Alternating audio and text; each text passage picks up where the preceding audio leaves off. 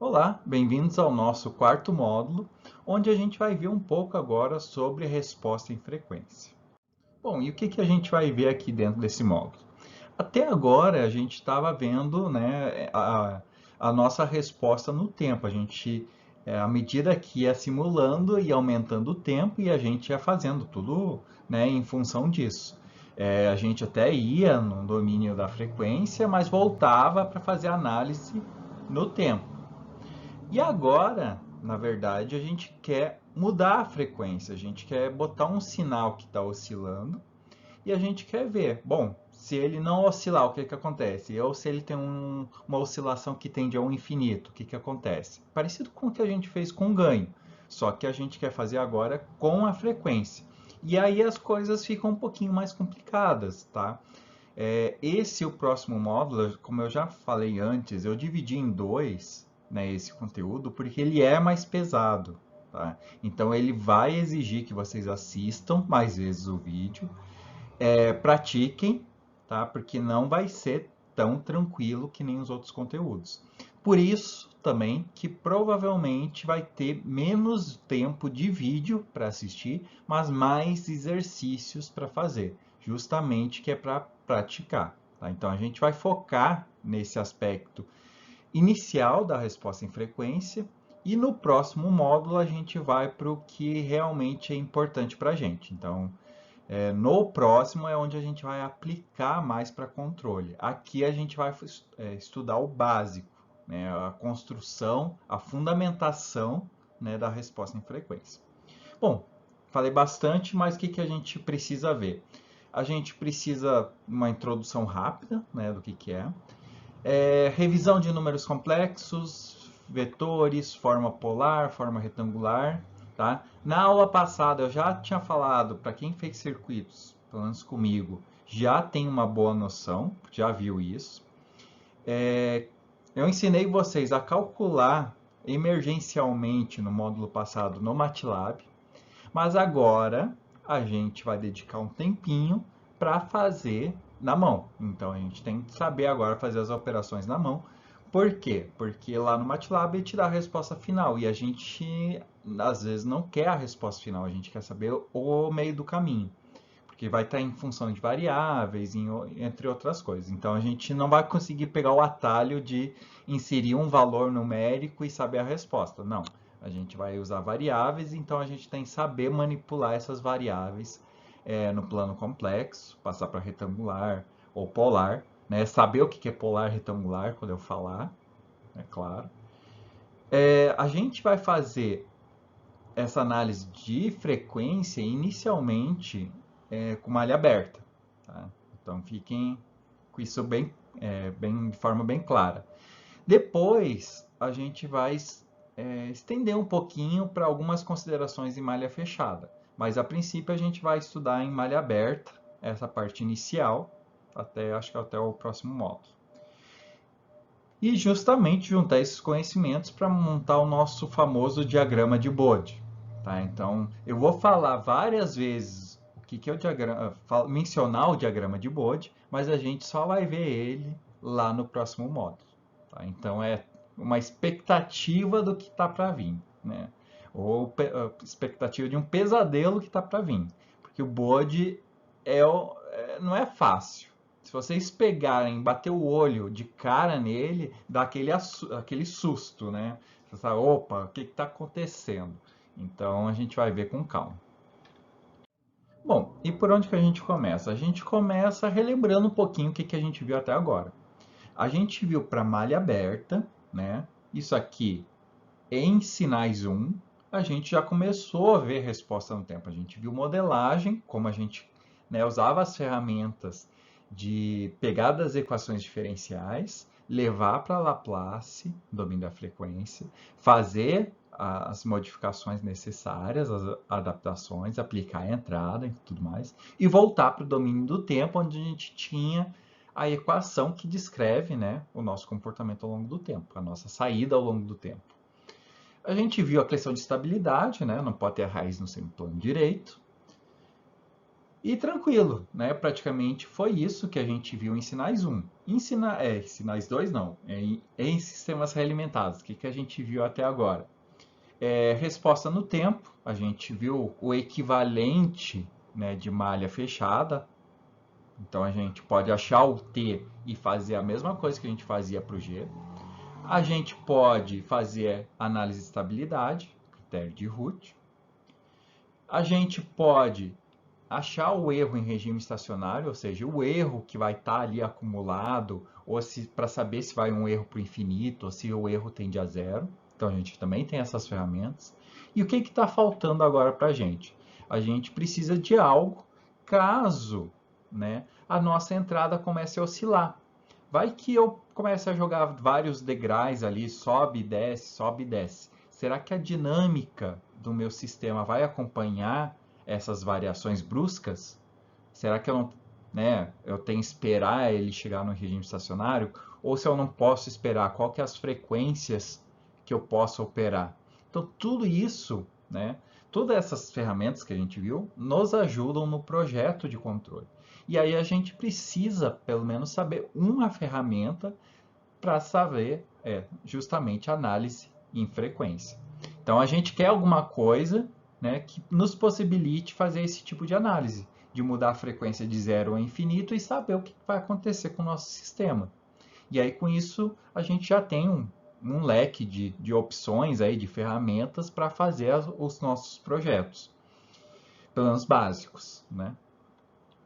Então, o que a gente quer fazer? A gente quer aplicar um sinal que está variando com uma certa frequência na entrada e que vai me gerar um sinal que está variando também na minha saída. Agora, a intensidade e frequência intensidade e a fase desses sinais vai ser o que vão mudar. Por quê? Como a gente está trabalhando com sistemas lineares e invariantes no tempo, tá? Eles vão seguir algumas certas propriedades, então a gente não vai ter alterações bruscas desses sinais, principalmente no caso da senoide. Tá? Então, quando a gente aplicar uma senoide, ela simplesmente vai variar essa amplitude e esse deslocamento de fase. E para a gente é extremamente interessante. Então, vai ser o sinal que a gente vai explorar aqui, tá? E a gente vai entrar em mais detalhes agora nos próximos slides. Bom, pegaram a ideia inicial, né? Agora, o que a gente vai precisar saber? A gente vai precisar de mais ferramentas para entender a ferramenta. Né? É um loop infinito. A gente precisa aprender uma coisa para aprender outra, para depois aplicar em outra, e nunca acaba. É assim, é a vida. Então, o que a gente vai fazer? Então, revisão de números complexos. Tá? Básico, rápido, intensivo. Tá? Porque eu espero que todo mundo, nessa altura do curso, já tenha visto pelo menos uma boa base. Mas como a gente está no remoto, pode ter o pessoal aí que puxou e ainda não fez, não terminou os cálculos, né? Então, assim, é aquela bem superficial. Se vocês não pegarem muito bem, deem uma procurada, tá? Tem muito material que revisa esses conceitos. Então, aqui eu só vou dar uma pincelada para vocês terem uma noção básica, tá? Justamente para entender outros materiais se precisar. Então, nosso número complexo, né, como a gente já tem trabalhado, ele constitui de uma parte real e uma parte imaginária, não é? A gente não escreve tipo 5 mais 3j, ou no caso esse j aqui tem gente que usa o i, tá? Não tem problema, é só anotação, dependendo do livro e da área. Alguns usam j, alguns usam i. Eu estou mais acostumado com j. Se alguém usar i, não tem problema. Só não vão misturar, pelo amor de Deus. Tá? Porque depois que a gente dá alguns semestres dessas disciplinas, começa a aparecer de tudo. Então, não vão misturar, pelo amor de Deus. Não vão botar um 5i mais 3j, que depois me dá um leve infarto na hora de corrigir. Tá? Então, usem j, usem i, sempre para representar a parte imaginária. Tranquilo, mas por que eu estou falando disso? Porque a gente vai usar muito essa representação. Tá? Essa representação ela indica um ponto como a gente já viu no plano complexo. Só que esse ponto ele pode ser representado desse jeito, né, numa forma cartesiana, com a coordenada x e coordenada y, ou ele pode, né, ser representado de outra forma, que é a forma polar.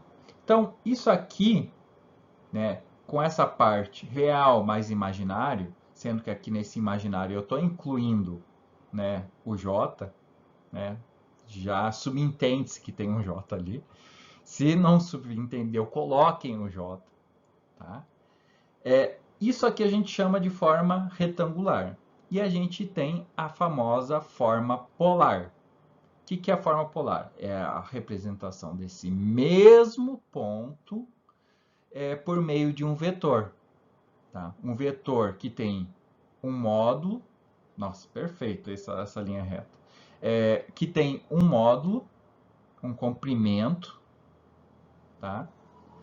E tem um ângulo que ele faz com o eixo real positivo, né? com esse eixo aqui. Tá? Então, a gente pode representar dessas duas formas. Isso aqui é extremamente importante. Então, já podem começar a anotar se vocês não sabem isso aqui. Se isso aqui é novidade para vocês, anotem tudo, porque é tudo importante. E a gente vai representar esse mesmo número complexo nessa forma polar. Então, lembrem, forma retangular, por quê? Porque forma um retângulo. Não é porque forma um retângulo, mas se ajudar a lembrar, tá valendo. Polar, eu não consigo pensar em alguma associação com ângulo. Se vocês tiverem alguma ideia, depois vocês me falem.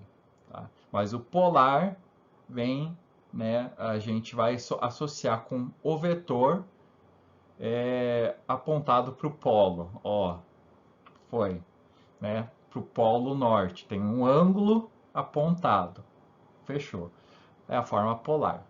Beleza? Então associem isso, não esqueçam, porque a gente vai usar direto essa notação daqui para frente. Quando eu falar retangular, vocês têm que saber que é representação real mais imaginária. Se eu falar polar, é módulo e ângulo. Reparem que é comum escrever tipo assim, ó, 30 graus. 5 com ângulo de 30 graus. Tá? Muita gente já me perguntou e eu tive de buscar o porquê do sinal de divisão. E eu sempre usei e nunca parei para pensar por que era um símbolo assim, por que todos os professores escreviam assim. Até que eu descobri que, na verdade, isso aqui é o símbolo do ângulo. 5 com ângulo de 30. Só que o pessoal pega o hábito, né, de escrever isso de forma rápida. E o que acontece? Bom, então, não é porque está dividindo por 30, pelo amor de Deus, não vamos fazer isso. Tá? Não é 5 de comprimento dividido por 30 graus. Não é nada a ver com isso. Tá? É a representação do módulo do comprimento pelo ângulo que ele está fazendo. Tranquilos? Tá? Não, sem mistérios. Essa representação de ângulos geralmente é em graus. Tá? Então, cuidado na calculadora. A gente vai entrar nesse ponto, mas tem que saber quando está em graus e quando está em radianos, para não se confundir. Bom, e aí o que a gente faz com isso? Bom, vamos lá, vamos sobrecarregar vocês com fórmulas agora. Isso aqui é para ter uma overdose de matemática e de fórmulas que quem bate o olho já entra em pânico. Tá? Então vamos devagar. Vamos ver algumas operações, né, com esses números complexos. Primeira coisa, a gente pode transformar de retangular para polar, polar para retangular.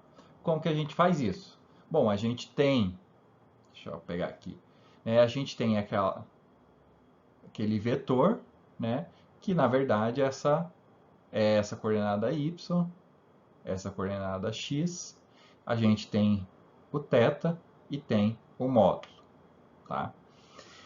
Bom, a gente pode pensar numa conversão aqui de como a gente calcula a diagonal de um retângulo, né?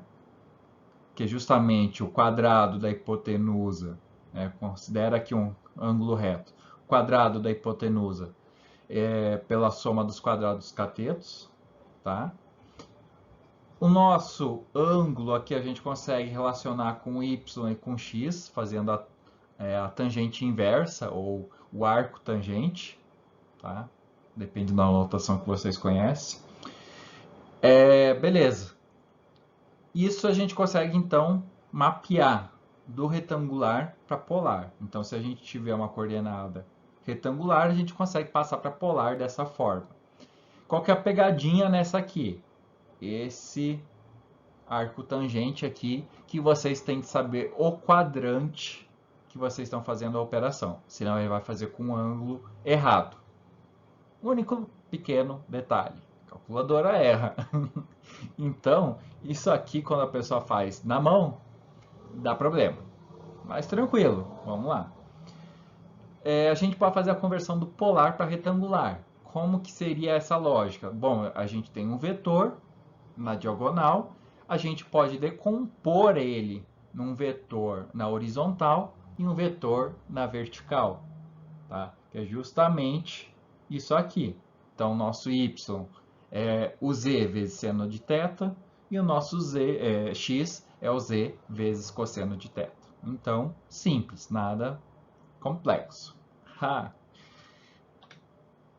Então, vamos considerar esses exemplos aqui de números complexos, tá? Então, peguei aqui um no formato retangular, um no formato polar, ele transformado no formato polar, o outro número retangular e ele na forma polar, tá? Por que eu estou fazendo isso? Deixa eu apagar aqui.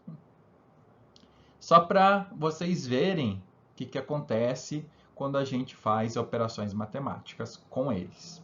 Então, tem um porquê também da gente querer trabalhar com retangular e polar.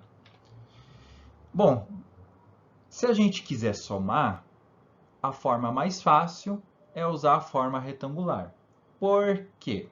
Se eu quero somar um número complexo 1 aqui, um número qualquer, que eu estou chamando de complexo 1, e um outro número qualquer, que eu estou chamando de complexo 2. O que eu vou fazer? Eu vou somar real com real, imaginário com imaginário e acabou. É só isso. Então, se eu tenho 5 mais 2j mais 3 mais 1j, o que eu vou fazer? Eu vou somar 5 com 3, 8, 2 com 1, 3. E acabou. É fácil, é rápido, não tem dificuldade, tá?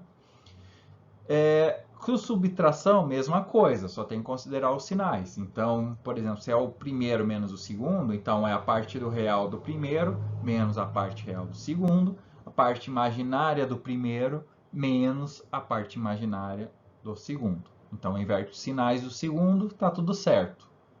Fechou. Ok. Então, multiplicação e divisão segue a mesma lógica. Não muito.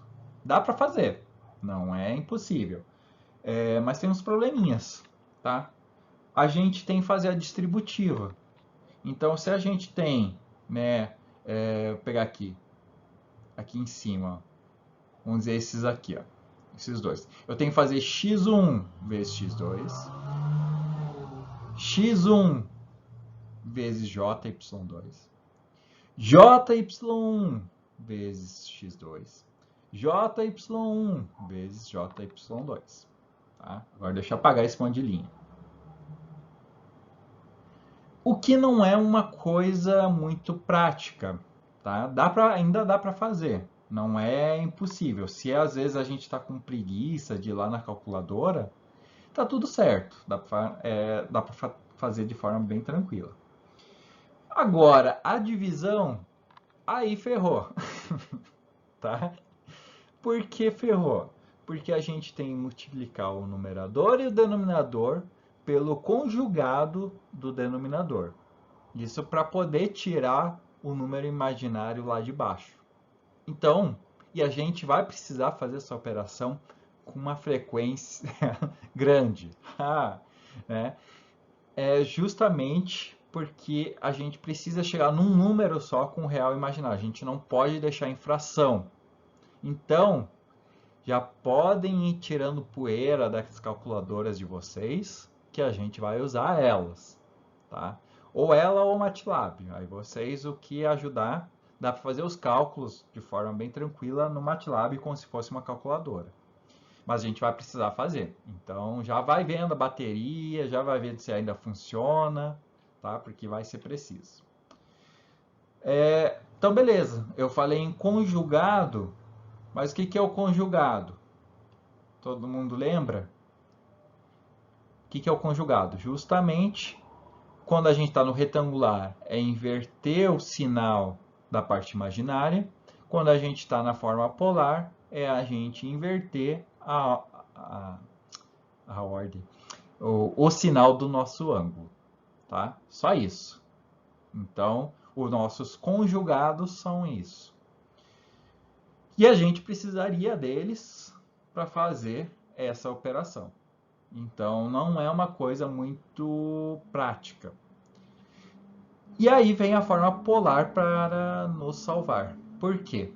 Quando a gente faz um número complexo C1 vezes o C2, basta fazer Z1 vezes Z2, ou seja, multiplicar os módulos e somar os ângulos.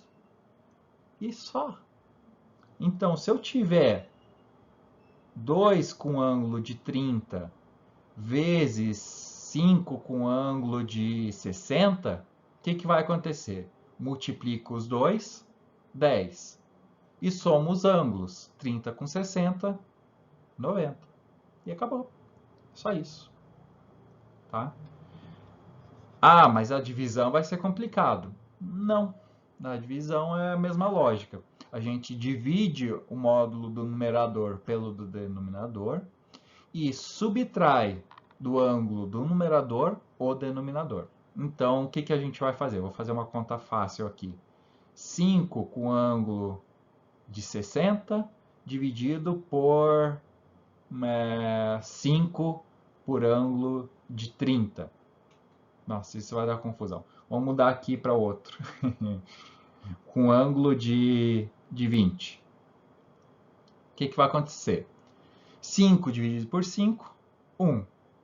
Os ângulos, o de cima menos o de baixo. 60 menos 20, 40 graus. E acabou. É isso. Não precisa fazer conta distributiva nem nada. O que a gente precisa? Se eu precisar, sei lá, pegar aqui 5 mais 5j vezes 4 mais 4j, tá? O que eu preciso fazer? Passar isso aqui para polar, passar isso aqui para polar e fazer essa continha básica de multiplicação dos módulos e a soma dos ângulos. E acabou. Tá? É só isso. Então, deixa eu apagar tudo isso. Só para quem está vendo o vídeo. Tá? Então, são operações bem básicas que a gente consegue fazer usando os números complexos, tá? Fazendo essas transformações. Então, em resumo, adição e subtração a gente vai usar a forma retangular, multiplicação e divisão a gente passa para polar, tá? E resolve. Então, adição e subtração retangular, multiplicação e divisão polar. Tá? Isso aqui fecha a ideia de revisão de números complexos. É um intensivo, geralmente eu gasto uma aula ou duas, a gente fez aí em menos de 10 minutos. Então, é maravilhoso. Mas vocês vão achar muito material, isso aqui é um conteúdo bem tranquilo de achar. Tá? Então, se vocês ainda não pegaram muito bem ou tiverem dúvida na hora de fazer as contas, deem uma pesquisada, vocês vão conseguir achar muita coisa para tirar a dúvida de vocês desses pontos. Mas eu creio que não vai ser nada muito complicado para vocês, né?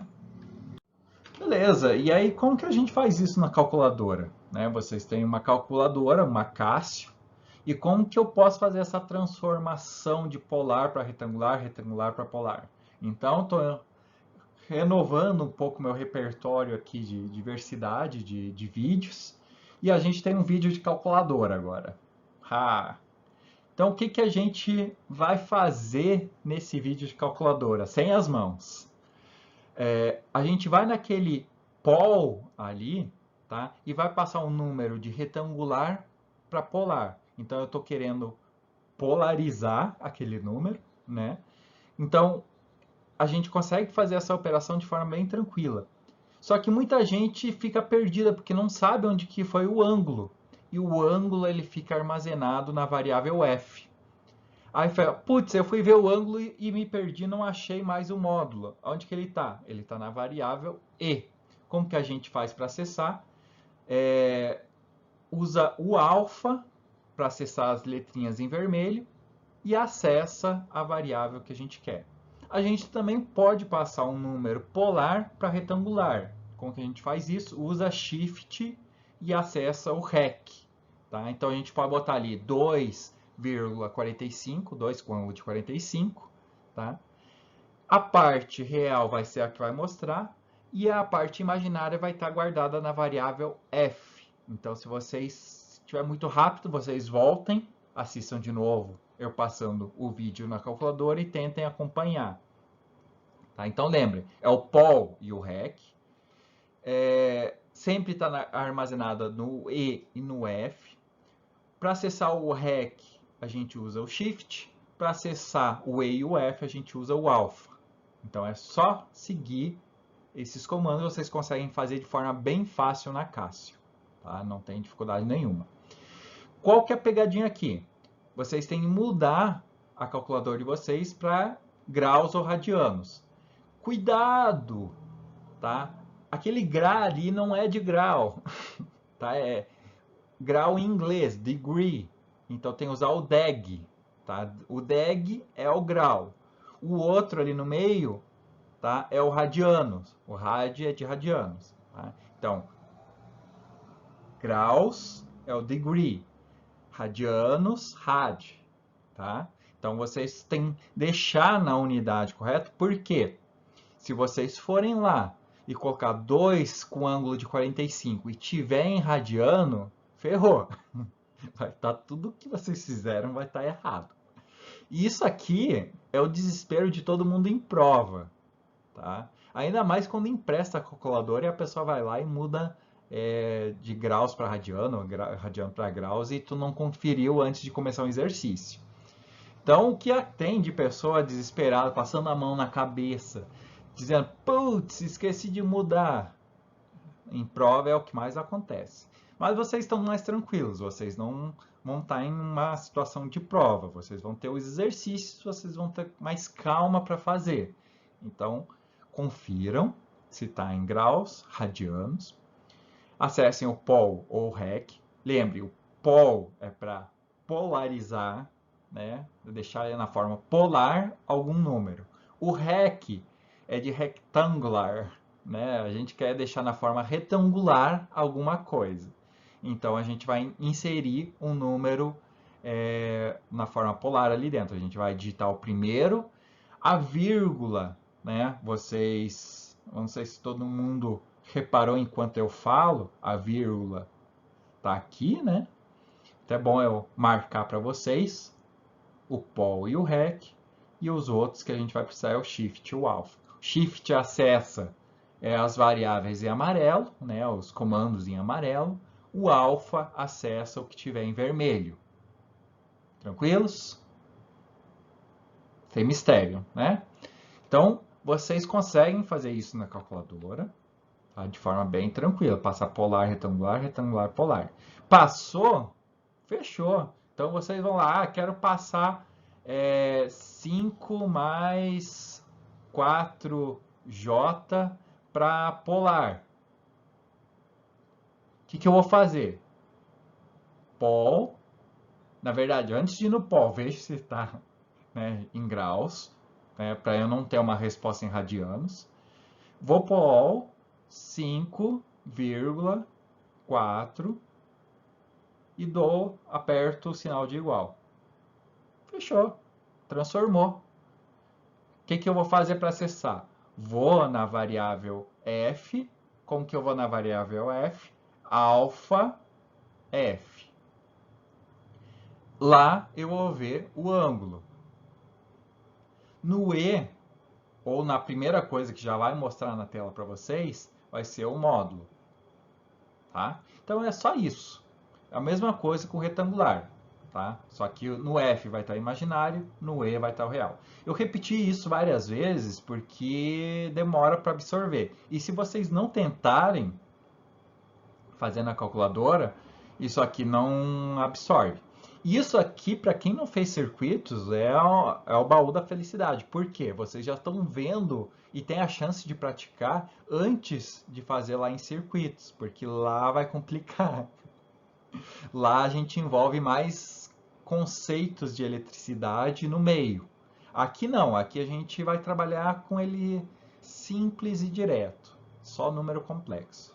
Então vai ser bem mais tranquilo nesse aspecto. Mas por que eu comecei falando de senoide, de frequência e fui para número complexo? O que tem a ver? Ah, meus amigos, agora vocês vão ter uma dose aqui de um dos conteúdos mais difíceis de explicar em circuitos, tá? Que é a parte de fasor. Para talvez quem já conhece já deve ter tido um arrepio, né? Eu falei fasor, né? Mas para quem não sabe ainda, tá assim, oi, fasor? Não sei o que é. Então é melhor não saber. O que a gente vai fazer? A gente vai transformar uma senoide, uma onda senoidal, em um vetor que gira. Tá? Não é um girocóptero, é um vetor que gira. O que a gente tem que saber primeiro dessa senoide? Então, uma senoide, ela tem uma amplitude, né, que é o quão alto, por assim dizer, ou qual é a intensidade, ou qual é a magnitude que essa onda atinge. Tá? A gente tem justamente essa magnitude no pico, tá? No pico, no alto da montanha, se ajudar. A gente vai ter esse cruzamento em zero. Tá? A gente tem um pico no negativo. Se a nossa onda não está deslocada para cima ou para baixo, o pico positivo é o mesmo pico negativo. Então, se for mais um, vai ser menos um. Agora, ela pode estar deslocada, tá? Mas, por enquanto, não vamos falar sobre isso. O que mais que a gente tem? Essa onda está se deslocando no tempo, né? E toda vez que ela completa um ciclo, ou seja, ela volta para a mesma inclinação que a gente tinha aqui. Deixa eu pegar outra cor aqui, né? Aqui a gente estava subindo, né? Desceu, fez toda a volta, agora ela está começando de novo. Então a gente chama isso aqui de um ciclo ou de um período, né? É justamente um período T, um período de tempo, onde ela faz um ciclo, onde ela completa um ciclo. Né? Ela completa todo esse vai e vem. Então, esses são os conceitos importantes que a gente precisa saber de senoide. A gente tem muito interesse aqui em estudar justamente esse pico, porque essa amplitude ela pode amplificar ou ser atenuada, ela pode diminuir. A gente quer saber a frequência que a gente está operando, né? Porque justamente a gente quer fazer uma análise em frequência. E a gente quer saber o deslocamento de fase. A gente quer saber se a nossa onda, ela realmente, a grosso modo, se ela aqui em tempo zero, ela está começando na origem, ou se ela está começando assim, por exemplo. Ela pode estar deslocada para um lado ou para o outro. Né? Pode estar um para um lado para o outro. Então, isso aqui é importante. São esses três pontos que a gente precisa saber bem de senoide. Tranquilos? Eu imagino que vão ser poucos os que ainda não viram isso aqui, tá? Mas como eu não sei o futuro, pode ser que semestre que vem tenha mais gente puxando a disciplina sem ter feito outras. Então, né, já estou sendo bem precavido aqui. Mas eu sei que tem alguns, uns dois aí ou três que puxaram, acho que até mais, quatro, cinco, que puxaram sistemas alimentados já logo depois de Sinais 1. Então, né, já estão tendo um primeiro contato com isso. Ou primeiro trauma, né? Não sei. Vamos lá. Então, o que é a nossa variação de amplitude? Né? Foi aquele primeiro botãozinho. Então, na hora que eu mexo nele, a onda vai subir e vai descer. Ele já vai começar de novo. Então, eu chego lá, muda a amplitude, ó. Não muda os pontos de cruzamento. Agora, quando eu mudo a frequência, muda. Né? Eu tenho mais ciclos para uma mesma faixa de tempo. E a fase é justamente esse deslocamento para um lado ou para o outro. Então, amplitude ali, frequência afeta o número de voltas na mesma faixa de tempo, e a fase eu simplesmente estou deslocando ela para um lado ou para o outro, sem alterar a frequência, sem alterar a amplitude. Então, isso aqui, né, é o resumo, tá, em relação a ondas. Então, reparem ali, ó, né, vai para lá, para cá, para lá e para cá, e fechou. Isso aqui facilitou a minha vida. Bom, e aí, o que tem a ver o vetor com a senoide? Bom, imaginem que a senoide, imaginem não, olhem, observem a senoide se movimentando no tempo. A gente pode representar essa senoide como justamente esse vetor girante, né, que está na figura à direita, né, aqui. Então, olhem, à medida que essa amplitude aqui ela varia, né? Ou seja, o seno do vetor que está aqui, né? O seno de um valor, ele está sendo refletido aqui, ó, fazendo essa volta. Legal, né? Então a gente pode escrever de uma forma alternativa esse seno que está sendo gerado como um vetor que está sendo girado, né, em torno desse círculo. Tá? E o que isso vai nos dizer? Bom, vamos lá, vamos com calma. Então, tá aqui, ó. A gente tem o nosso vetor. Ó, reparem que o preto, o vetorzinho preto aqui, é justamente o que está representando bem o deslocamento no tempo da minha forma de onda. Não adianta eu tentar só diminuir e virar ele. Eu tenho que girar. Porque se eu não giro, olha o que acontece com as outras. Elas meio que ficam paradas no mesmo lugar, mudando só qual é o pico. Não é o comportamento que a gente quer. A gente quer aquele que descreve a senoide no tempo. Então tem que ser esse vetor girando. E esse vetor ele gira com uma certa velocidade, que a gente vai chamar de velocidade angular ômega. Tá? Da onde que está vindo esse ômega? Não é familiar? Será que é o mesmo? Será que não é? Veremos no próximo vídeo. Não, brincadeira, a gente vai ver no próximo slide. Tá. Bom, se eu estou dizendo que ômega é a velocidade com que aquele vetor está girando, ok. Velocidade, distância pelo tempo, ok. Se é um ângulo girando e eu quero a velocidade de giro dele, é o deslocamento angular, né, o quanto ele deslocou o ângulo no tempo. Ok? Dá para entender, né?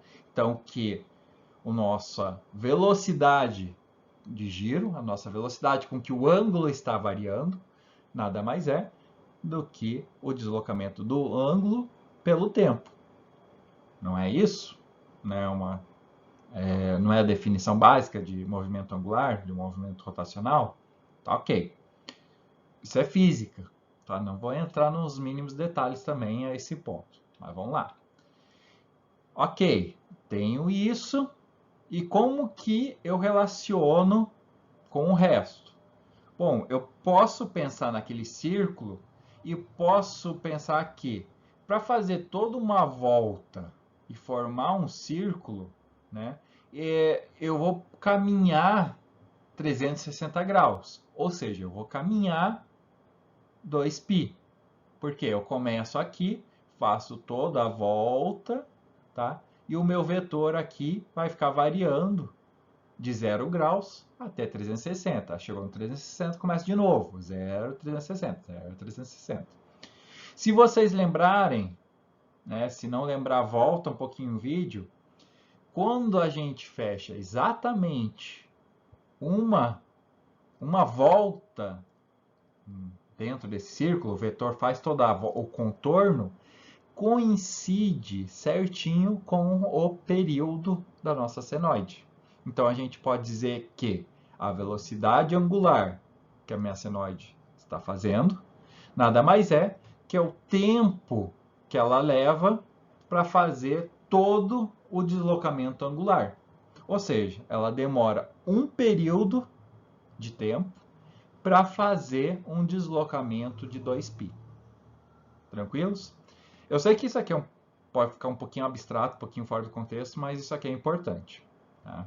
Porque a gente vai usar isso aqui com uma certa frequência.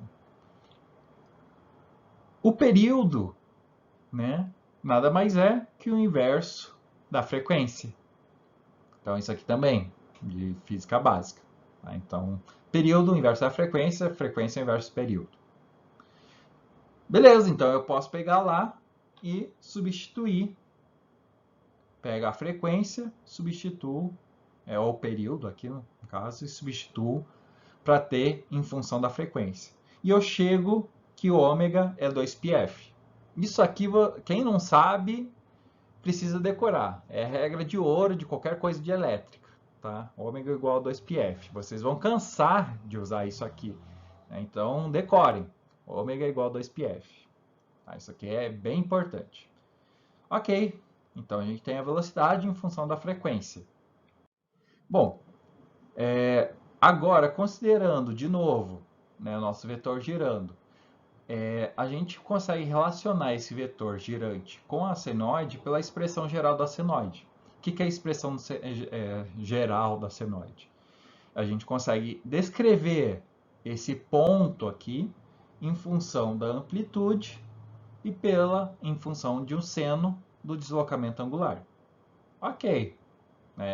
O ponto que está aqui é esse mesmo ponto que eu determinar aqui. É um ponto qualquer aqui.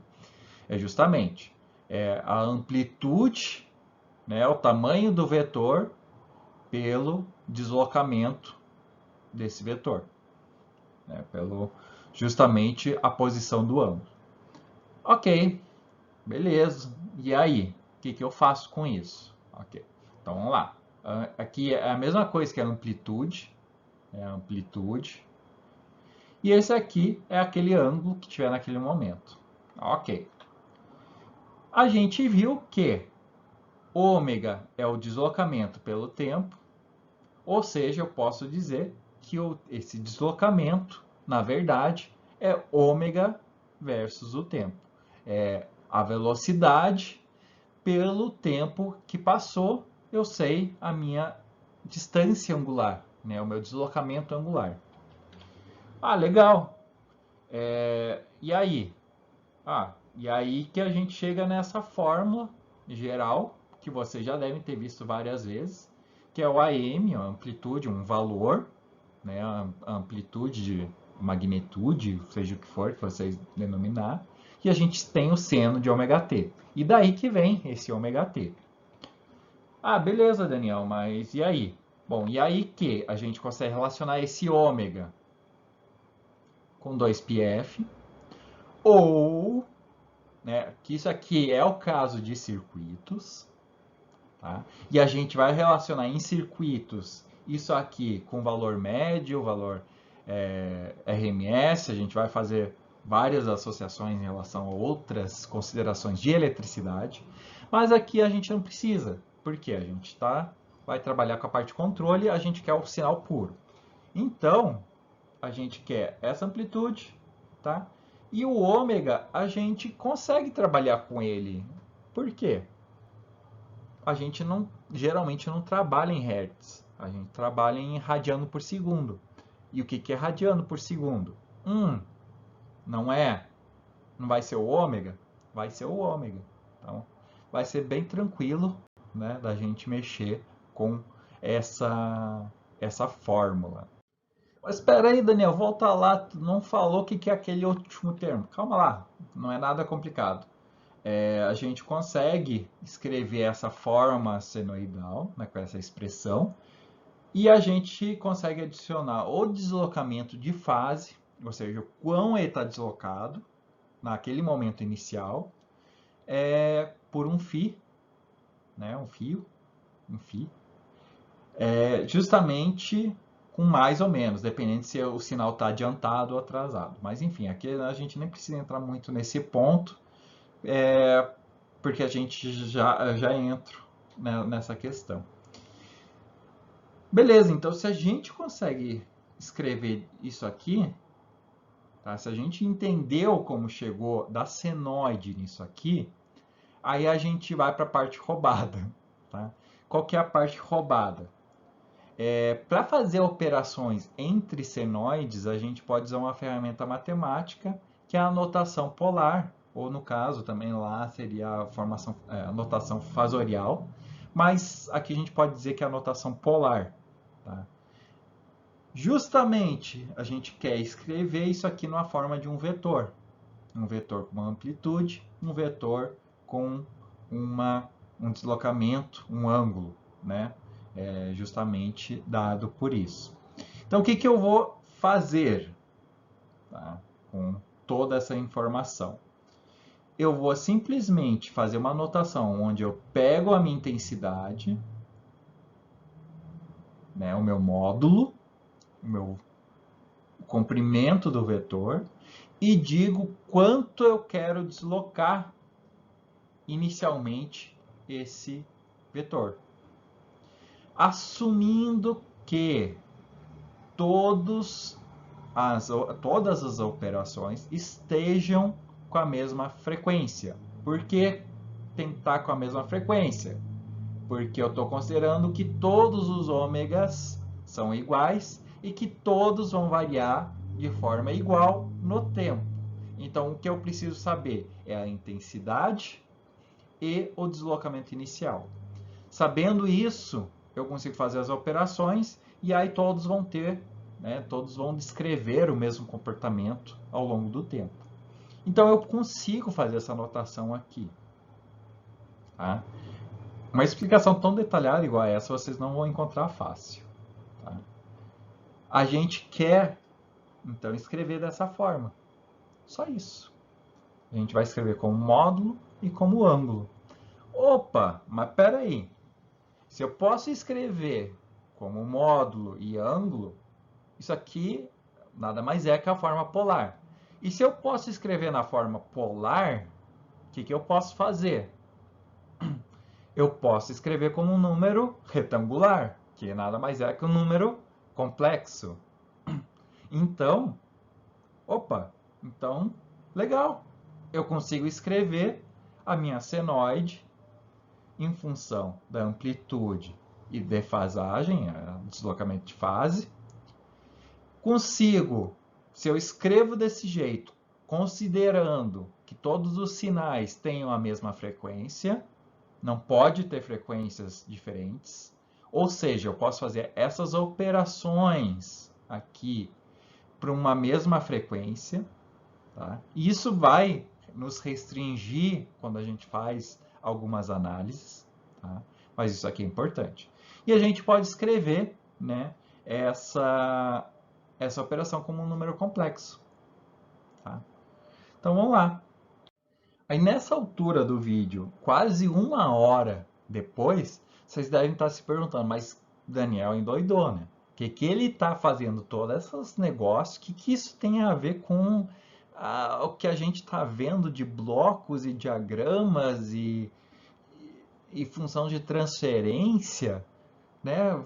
Por que eu vou querer escrever uma senoide como no formato polar, né? O Daniel deve estar tá viajando, né?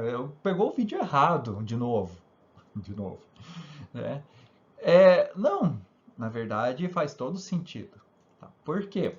O que a gente vai fazer? A gente vai pegar o nosso sinal de entrada, escrever ele, considerando que é uma senoide, a gente vai escrever ele em formato de módulo e ângulo da frequência que a gente estiver analisando, né? A gente vai ter na saída da nossa função de transferência um sinal senoidal com um módulo e um ângulo. Eu botei E de entrada e S de saída. E a gente vai ter uma função de transferência que a gente vai conseguir escrever no formato de módulo e de ângulo. Legal? Essa função de transferência em formato de módulo e ângulo, a gente já deu uma pitadinha na aula passada. Foi tipo um spoiler lá atrás que vocês não sabiam, tá? Porque quando a gente pega e substitui o S por J ômega, a gente acha e deixa na forma polar, a gente consegue achar esse MG e φG. Soa meio estranho, mas enfim.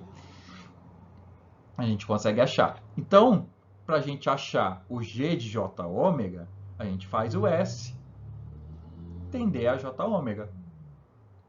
O que é fazer o S tender a J ômega? A gente substitui no lugar do S o J ômega. Ah, tá. Beleza. Quer dizer que eu vou lá e vou substituir no lugar do S, naqueles polinômios inteiros, um J ômega. E eu vou ter que transformar ele em real e imaginário em função de ômega, porque eu não sei o ômega. Eu quero fazer em função do ômega. Porque se fosse fazer por uma frequência específica, ia ser fácil. Ia ser o que a gente fez na aula passada. Não, a gente quer deixar em função de ômega. Então, a gente não vai poder recorrer tão fácil ao MATLAB. A gente vai ter que fazer na mão.